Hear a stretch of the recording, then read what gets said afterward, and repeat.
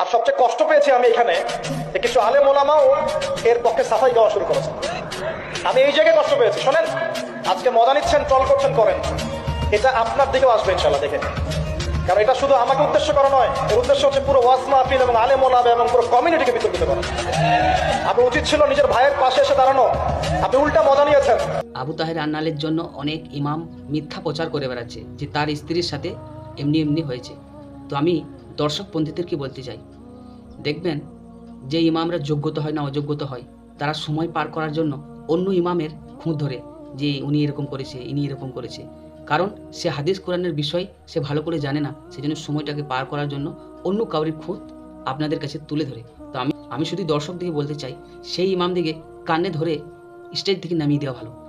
জানি উনি করেননি, তারপরেও এই হাদিসটা আমি কম বেশি ভালোই জানি যে যদি কাউরি খারাপ জিনিস লুকিয়ে দেওয়া হয়, সেটা আমারও একটা খারাপ জিনিস আল্লাহ হাসরে লুকিয়ে বিচার করবে, কোনো মানুষ জানতে পারবে না। এটা তো জানি আমি, কিন্তু তারপরেও এই কিছু ইমাম আছে যে অন্য এক ইমাম যদি বা কোনো ভুল করে থাকে তো সেটাকে নাম ধরে প্রকাশ করে, যে নাম ধরে প্রকাশ করে সে জানবেন যে ফালতু ইমাম।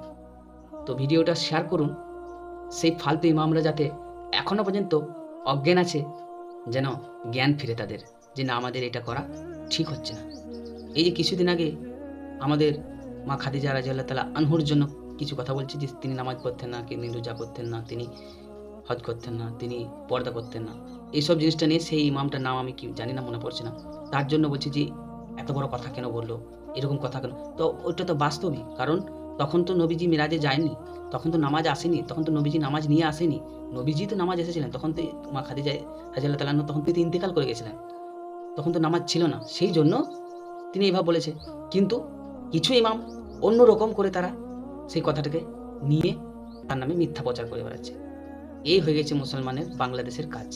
আর আমার দর্শক বন্ধুদেরকে একটাই বলা, যে কোনো ইমামের জন্য যদি কোনো ইমাম বদনাম করে স্টেজের মধ্যে, তাকে সঙ্গে কানে ধরে টেনে নামিয়ে দিন। কারণ হাদিসে কোনোদিন কাউরি খারাপ জিনিস প্রকাশে বলতে বারণ করে।